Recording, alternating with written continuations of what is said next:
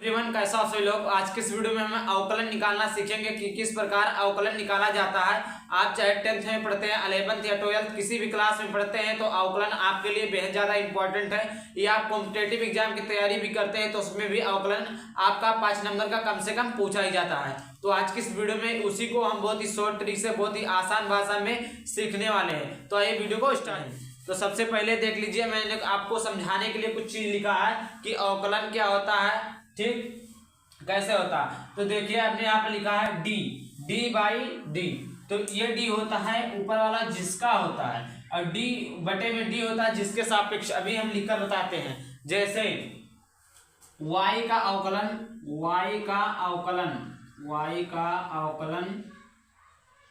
किसके सापेक्ष? x के सापेक्ष। y का अवकलन किसके सापेक्ष? x के सापेक्ष। तो इसको कैसे लिखेंगे? dy by D x. इसको इस प्रकार लिखेंगे, ठीक। अगर यही पर कह दिया जाए कि z का सापेक्ष, z का अवकलन x के सापेक्ष, तो ये हो जाएगा dz बाई dx, ये हो जाएगा। तो कहने का तात्पर्य जिसका अवकलन वो ऊपर रहता है, जिसके सापेक्ष रहता है वो नीचे रहता है। तो आइए हम उसके बाद में यहाँ पर मैंने कुछ सूत्र को लिखा, कुछ कॉन्सेप्ट को लिखा जो कि आप पढ़ेंगे चुटकियों में सॉल्व करना सीख जाएंगे। उसके बाद में हम क्वेश्चन को सॉल्व कराएंगे। तो देखिए सबसे पहले कुछ कॉन्सेप्ट है उसको समझ लीजिए। देखिए dy by D x, x पे पावर n बराबर nx n पे पावर -1।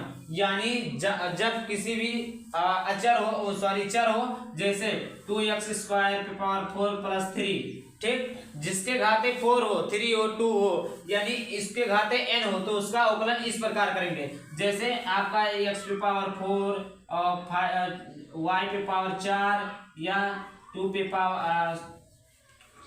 पे पावर 3 या 3x पे पावर 9, यानी जिसके घात में कोई अंक हो, 1 2 3 4 5, ठीक, उसका अवकलन इस प्रकार करेंगे, ठीक। उसके बाद में दूसरा dy बाई डी एक्स, यानी अचर पद का अवकलन 0 होता है। तो हमने क्या बताया कि जो चर पद का अवकलन किस प्रकार होता है। तो अगर चर है जैसे 2x है, 3x है, तो उसका अवकलन इस प्रकार होगा। लेकिन कहीं पर अगर अचर पद आ जाए तो उसका अवकलन क्या होगा? हमेशा क्या होगा? शून्य ही होगा। क्या गया होगा कि अगर चर पद का अवकलन इस प्रकार होता है, अचर पद का अवकलन 0 होता है, और जब कभी चर के घात में शून्य हो, तो उसका मान क्या होता है? हमेशा 1 होता है। इसको याद रखिएगा। तो सबसे पहले हम पहला क्वेश्चन ले लेते हैं कि 3x की पावर 4 प्लस 5x प्लस 4, ठीक, इसका अवकलन क्या होगा? तो देखिए d, इसको इसी प्रकार लिखेंगे 3x की पावर 4 प्लस 5x प्लस 4, ठीक। इसके बाद डी बाई डी एक्स, ठीक। तो देखिए 3x पे पावर 4, अभी हमने क्या बताया कि चर पद का अवकलन इस प्रकार करेंगे। जो ये घात होता है इसको हम कहते हैं n, क्या कहते हैं? n बराबर कितना? 4। तो देखिए जो घात है उसको हम पहले लिखेंगे। तो घात हमारा कितना है? 4 को लिखे, गुणे में कितना है? 3 को लिखेंगे, x लिखेंगे। अब देखिए n का मान 4 है, तो यहाँ पर क्या है? n, यानी जो हमारा 4 है उसको पहले लिखे। यहाँ पर 3 लिखा था, 3 लिखे, x लिखा था, x लिखे। अब फिर उसके बाद में n के घाते -1, तो n का मान 4 है, और 4 में से हमें कितना घटाना? 1 घटाना। तो 4 में से 1 घटाएंगे 3। यानी आप ऐसे भी समझ सकते हैं, जो घात दिया हो, यानी जो घात दिया हो उसको पहले लिखेंगे, और जो घात दिया हो उसी में से 1 कम करके उसके घात में जोड़ कर देंगे, ठीक। उसके बाद में प्लस, अब 5x है। अब देखिए 5x का अवकलन कैसे करेंगे? 5, देखिए इसके घात में कुछ नहीं, तो मतलब 1 है, तो 1 लिखेंगे। गुणे में कितना है? 5, तो 5 लिखेंगे। x लिखा है, x लिखेंगे। अब 1 की घात 1, तो उसके बाद में थे n का मान कितना? 1, तो 1 में से 1 क्या घटाएंगे? हमेशा 1 घटेगा। देखिए n -1 है, तो n का मान 1, तो 1 लिख दिए, उसके बाद में -1, ठीक। ये वैसे चर की घाते अगर 1 रहता है, चर की घाते कुछ नहीं रहता, तो उसका मान हमेशा मतलब 1 होता है, 1 घात होता है। जैसे y हो गया, z हो गया, तो इसके घात हमेशा 1 रहता है, ठीक। देखिए अब इसको देखिए 4 तिया 12 x³ प्लस, अब देखिए यहाँ पर गुणे है, 5 है, 5 लिखेंगे। और यहाँ पर देखिए एक चीज छूट गया, 4, तो अभी हमने क्या बताया कि अचर पद का अवकलन क्या होता है, जीरो होता है, तो यहाँ पर जीरो लिखेंगे। कोई भी 4 5 6 7 8 9 10 1000 2000 5000 10000 50000 कुछ भी रहे, अचर पद का अवकलन हमेशा क्या होता है, जीरो होता है। तो देखिए 5 है, 5 लिखे। अब उसके बाद में x की घाते कितना हो जाएगा, 1 में से 1 घटाएंगे 0, तो x की घाते 0। तो x की घात 0 का मान कितना होता है, 1 होता है, 1। तो 12x³ प्लस 5, ये हो गया हमारा फाइनल आंसर।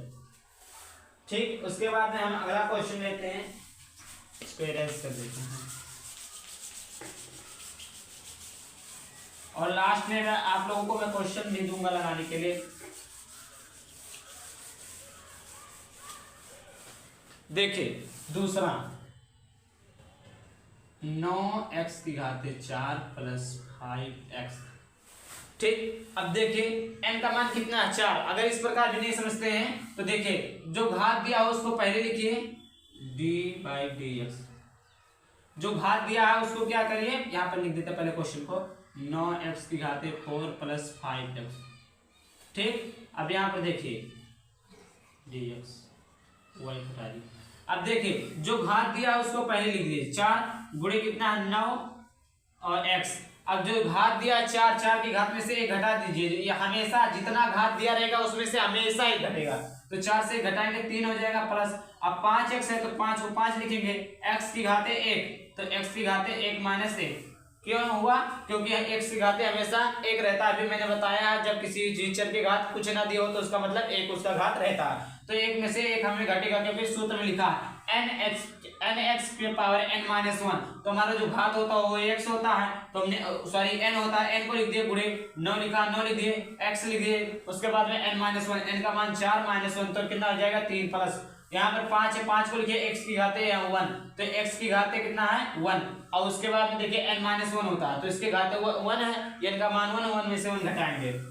अब देखिए 4 9 36, x की घाते 3 प्लस 5 का इसमें गुणा करेंगे तो 5x की घाते 0, और देखिए 36x की घाते क्यूब प्लस x की घाते 0 का मान 1 यानी 5। ये हो गया हमारा फाइनल आंसर।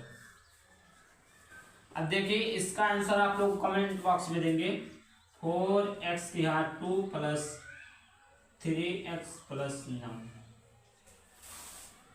ठीक, इसका आंसर आप लोग लगा के कमेंट बॉक्स में देंगे। अगर वीडियो अच्छा लगा हो तो वीडियो को लाइक कर दें, चैनल को सब्सक्राइब कर दें, किसी वीडियो से नए टॉपिक के साथ। Bye bye, thank you.